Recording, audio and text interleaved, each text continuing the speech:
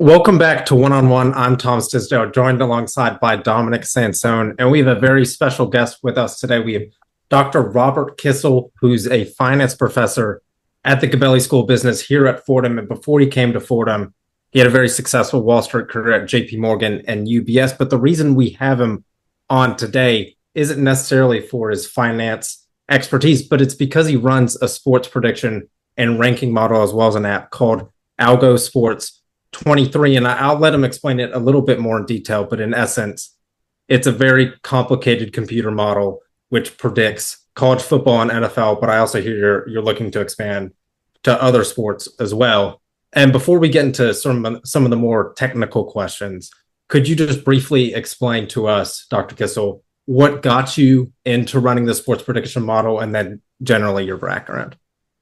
Terrific. Well, Thomas and Dominic, first, thanks for having me on the show. It's wonderful. This is exciting. It's always exciting to participate with, Fordham in any capacity. Start with a little bit of my background. My background was undergrad applied math and statistics. I'm a Fordham alum as well. I got my PhD in economics at Fordham, and I moved into Wall Street. So my roles in Wall Street was developing the algorithmic trading models, the models we hear now, that's high frequency trading, electronic trading. So my team's work, we developed the theory, the quantitative models behind those trading algorithms. I've always had a big interest in sports, soccer, football, basketball, all of the sports. And as I'll say as an academic quant, practicing quant, I always wondered, how is it that this group of people are coming up with predictions? If it's Vegas, if it's a selection committee, how are they coming up with the predictions? How are they coming up with the probabilities? And then after we started thinking, I said, this is the exact same quantitative models that we're already using for quantitative finance, for predictions, probabilities, forecasting. So we started applying these models to sports data sets. We found they were extremely successful. So this is probably, not something over the last few weeks, few months, few years. This is probably going back 15, 20 years in the making. So AlgoSports23 is an aggregation now of over 250 quantitative sports prediction models, ranking models, probability models, counting, linear, nonlinear, optimization.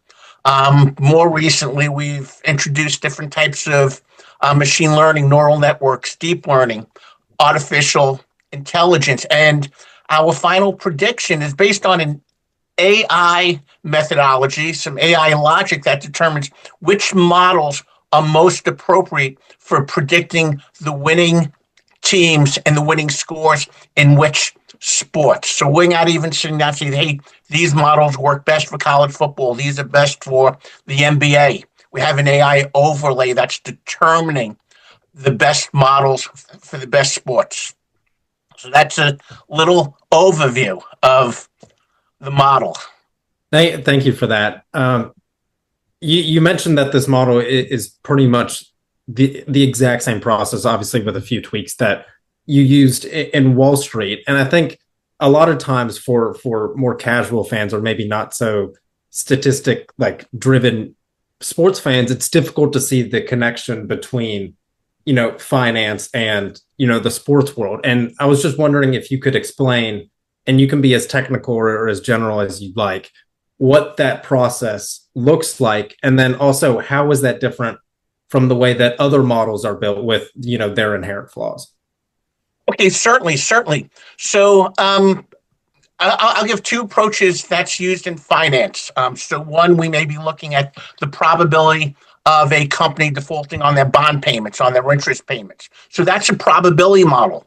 So I just wanted to understand from 0 to 100%, what's the likelihood that a company is not going to pay back its bond when it matures or make a coupon payment. And there's certain data that we incorporate into that analysis, and the outcome is that probability from 0 to 100. This has an exact relationship when two teams are playing each other. What's the probability that one team is going to beat the other? So even without getting into the complex math, and I do want to say that the math is maybe a little complex, not as complex as what people say. I think at quants, we like to impress people. We try to make what we're doing seem super sophisticated, advanced. Why? As I tell my students, we want to come across as knowing everything. But number two, from a business world, job security. If we say, oh, this is really hard, nobody wants our jobs. So we feel good about that. Only half kidding there. So we could use the same models, the same approach. Now it's a different data set to determine the probability of a team winning. Another type of model is a prediction model where I'm predicting the outcome. It could be stock returns. It can be the number of shares I'm going to trade over a certain period of time. And this has a relationship with predicting the final score, predicting that margin. How much is a home team going to beat the away team by? If it's greater than 0, home team wins. Less than 0, the home team's going to lose. And within that prediction, there's also a standard error. And that standard error allows us to also compute the probabilities. And these models could be as simple as a linear regression model. It could be something getting a little more complex, linear regression, or moving into something that's completely data-driven, like MI, artificial intelligence. Just here's the data, figure out the relationship, and give us the outcome. So some of the models are really straightforward, simple on the surface, but what we're doing is calculating, estimating the probability of one team winning and what that score is likely to be. And we've been extremely successful with the models over the years. Perfect. Dr. Kissell, I got a couple questions for you. First, I'll start with one on the rankings. Obviously, the Associated Press and Coaches Poll released their weekly rankings of the top 25 teams at the FBS level. However, the AlgoSports23 model has a little bit of a different ranking system from the looks of it. Some notable differences. You got Notre Dame at number 5, Georgia put below them at 7, Ole Miss and A&M 11 and 12 respectively. Obviously, much different than the AP and the college football playoff and the way things stand there. So in terms of specific metrics that the algorithm, I know you said it's a little bit of a combination of a lot of different sources, but what exactly does it value to get to those rankings? Is it strength of schedule? Is there certain metrics that it hones in on, or is it just more so a conglomerate of a bunch of different models and predictions? Dominic, it's a terrific question. I'm glad you asked that. So the model is based on different aspects. We'll call different prediction metrics. One is we'll talk about is accounting models. Just how many teams, how many games did we correctly pick the winner? Another game is looking at the probability. So if we look at models that say for all the games that the model assesses the home team has a 70% likelihood of winning, of all those games we predicted, did we get 70% correcting that? If we did, the model is terrific. We also incorporate the score, the final score. What should the team win by? So if we say they win by 7, they win by 9. Okay, off by 2. If they won by say 4, we were off by 3. So we're looking at that error the same way we do with regression analysis, the mean squared error. How close are we getting to that final prediction? Next thing I want to say, the model does look at the common opponents. And it's really difficult for us to look at common opponents, because where do we stop? We could look at the common opponent of 2 teams, but what about the next level for the common opponents? Could be common opponents of the other teams they played. Isn't that just as important? And then it may be teams that there's no relationship, the common opponents of the common opponents. And what selection committees are, if it's the FBS committee, if it's AP coaches poll, very subjective. The coaches aren't, getting into that detail. It's more what they talk about is what they feel that this team should have won by more, should have won by less. A lot of when you get into subjective bias, now you run into the situation that for me as a person, I'm more familiar with what happened this weekend, this week. But aren't those early games just as important? Okay, so that it's very easy for a person to eliminate or lessen that effect. Our models are creating equal weightings based on these metrics. And because it's data driven, we're really able to get into those, what we call the common opponents of the common opponents. So you may see situations with a sports model that will have a team ranked, say, 8. The team wins their game, but they fall in the rankings. Now, why do they fall in the rankings? Well, they could fall in the rankings because some of the teams that they've beaten previously lost their games that week, lost by a lot. So now all of a sudden, the win of that team isn't as strong as we previously thought it would be. So the math behind this realizes that they'll lower the team, but it's hard for people, a selection committee, a group to say, hey, this team was ranked 7, they won. They're not going to lower that ranking. Now, the second part, you did have some great questions about models. All models have limitations, financial models, probability models, prediction models. And this is where things get to be a little, I don't want to say complicated, but we really have to think about how models are applied properly. So we could take one team if let's say they finished the season 12-0, 13-0, but they've only played the teams in the lower half of the conference of all colleges. So it's difficult to rank that, to compare that team with another team that only played teams in that upper decile or upper quarter who may have lost 2 or 3 games. Now, one way of thinking this is, and this is where it gets to be subjective, is say, okay, that team won all their games, but they didn't beat anyone impressive, so we're not going to rank them up at the top. Now, there's no way for us to really know if they should be at the top or if they really should just be at their level. Okay. Another difficulty is we don't get enough overlap of teams. Pro sports is terrific. Everyone plays everyone. Even NFL, you have, even when they don't, you have enough teams cross conferences. NBA, you have enough, everyone's playing everyone. Hockey, definitely. But we reached that limitation with college sports. So this is where the models break down. One other difficulty with models is the old BCS sports polls would not allow a model to ever incorporate the final score. They were only permitted to incorporate if the team won or lost. Okay, so if we're doing that, coming back to my example with the team that went 12-0, they should have been ranked at the very top, following the old BCS rules. That didn't happen. UCS is the prime example that the committee didn't follow their own rules of engagement by not incorporating scores. So if we want to start incorporating the teams where they are, we need to incorporate that score. So some of these models will look at what should the team have won by? Do they win by more or do they win by less? And then they will be adjusted by that metric. Okay. So I just gave a big overview of hopefully the pros and limitations of the models. And it's why we incorporate over 250 approaches to try to incorporate or try to overcome all of these limitations.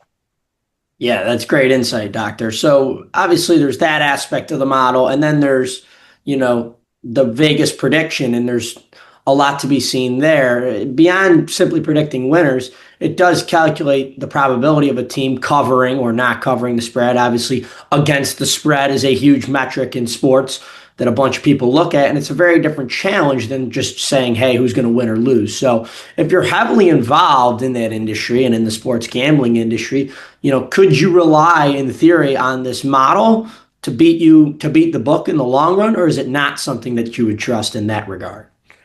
So first I'll say, of course you can. I'm not going to say you're going to buy those mansions and yachts the first couple of weeks, but definitely yes. One thing I do want to have a little disclaimer here, and I talked about this even with financial clients, never believe a quant. Okay, every quant's going to tell you their model's the best. They can't be beaten. It's always right. Never trust a quant.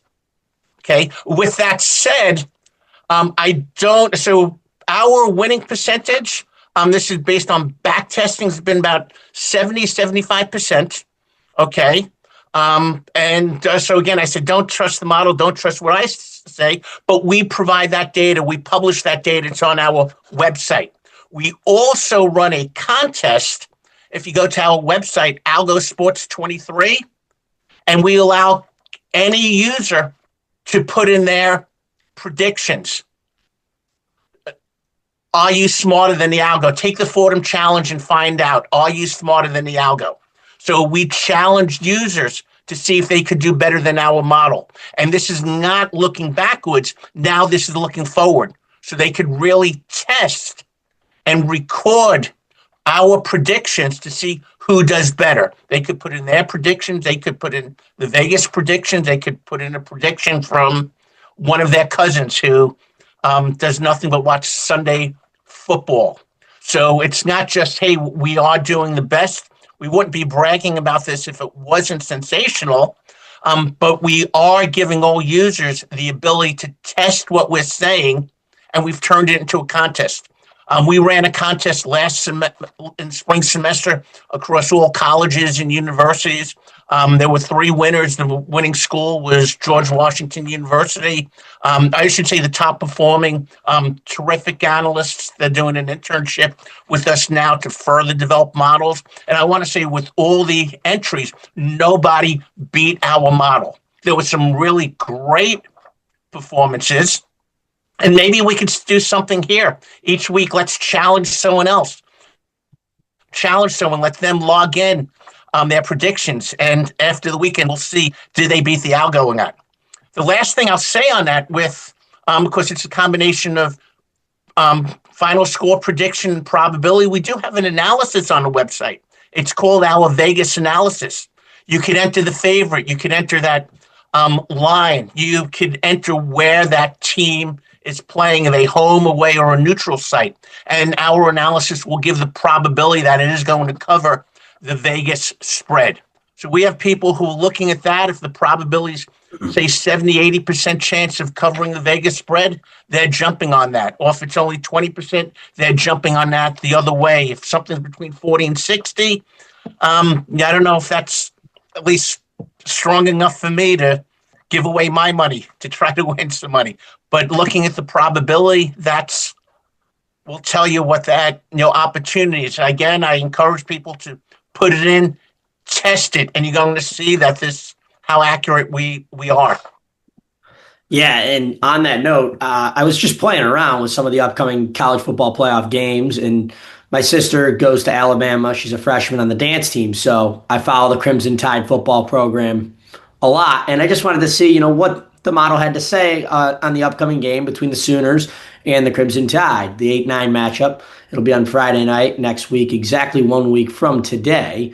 It determined Oklahoma had a just under 60% chance of winning, and the odds makers, I just checked the line probably 20 minutes ago, said Alabama was minus 112, which would be the odds-on favorite. So in this one, I already kind of asked you, but which way are you thinking it's going to go? And obviously the model's thinking it's going to go Oklahoma's way. Yes, so I'm going to answer in 2 ways. So first, the Algo Sports prediction model has Alabama ranked number 10, Oklahoma ranked number 15. So we didn't even have Oklahoma in the top 12. So if we really went with the 12 top teams, Oklahoma would not be in the college football playoffs. They wouldn't be. Now getting back to the predictions, I should have mentioned that another aspect that the model incorporates is that home field advantage. Home field advantage is so important in some sports. Football is one of them. As academics, we always like to have a control set, and we actually had a control set. It was the COVID year. During the COVID year, there were no fans allowed in the stadiums. That year, the home team won exactly 50% of the games. The away team won 50% of the games. That was the year Tampa Bay won the Super Bowl. Playing in Tampa, that really wasn't a home field. Excluding that, where the games were played at a home site, 50-50, no home field advantage. Every other season, an extremely strong home field advantage. So our model does incorporate that home field advantage, which, the dimensions are the same for football, unlike baseball. So that benefit comes from the fans, just that burst of energy you get from your fans cheering for you. So with this said, because the game's being played in Oklahoma, the model is giving Oklahoma 60% probability. So I guess it's right there. The spread we have is Oklahoma should win by 3.5. So it's more than what that sports line is. I think the line was like -1. That's probably between 1.5. So we're saying they have a little more of a likelihood of winning than the so-called subjective pundits out there. Okay. To end off the interview, and not to put any pressure on you, but the model went a perfect 12 for 12 in the college football playoffs last year, a very impressive feat. But I'm not sure if there's a tiny bit of pressure on you to see if you can repeat that this year, but we'll see. But do you have any surprise picks? Obviously, we talked about the discrepancy in the rankings. You mentioned Oklahoma at 15 when they're the 8 seed in the official rankings. Are there any surprise picks with the bracket? And ultimately, who is your champion? Who is the model predicting is going to take home the trophy at the end of the playoffs? Certainly. So last year, thanks for bringing that up. We were 12 for 12, and this was logged into ESPN. Maybe I'll find that final rankings 12 for 12. So it was the predictions that were actually done beforehand, before the tournament started. So we picked every single game correctly. We had Ohio State winning everything. If you recall, Ohio State was not the number one team last year by FBS, by I'm not sure anyone. This year, our number one team, and I hear a lot of people saying that Indiana's not getting the credit due. If it was basketball, there wouldn't have been a question. Indiana would have been number one from week 3 or 4. If it was soccer, Indiana would have been ranked number 1 from week 3 or 4. AlgoSports has had Indiana as the number one college football team since week 3 or 4. I forget which one, but we've had Indiana as the number one team. Our predictions going into the championship game last week had Indiana winning by 3. I forget what the final score was, what they won by. Was it 3? Well, I think I was 2.9. So, and a nice thing that all this is part of the audit trail. That's what I mean, the transparency. So our pick is Indiana number 1. Okay. Thank you for that. And also thank you for joining us. I have to say, like, the transparency and the openness, and then also the fairness in which your model deploys is a welcome sight for, I would say, all college football fans who have been frustrated, been disenfranchised, that have grown very upset with the playoff committee because they don't understand the rationale. And I think, especially after explaining it today, you've made this model seem very straightforward and very easy to understand, even though the models and the programming behind it, I'm sure, is very complex. So again, thank you for joining us, Dr. Robert Kissell. Of course, if you want to play along with the challenge, and if you want to see if you can beat the algorithm, go to algosports23.com. They also have an app store. I was Thomas Tisdale, joined alongside by Dominic Sansone. Thank you so much for joining us on this one-on-one interview, and enjoy the rest of the show. Thank you. Thomas, Dominic, have a great rest of the day, and I'm looking forward to what's coming up with the show today. All right. Thank you. Thank you.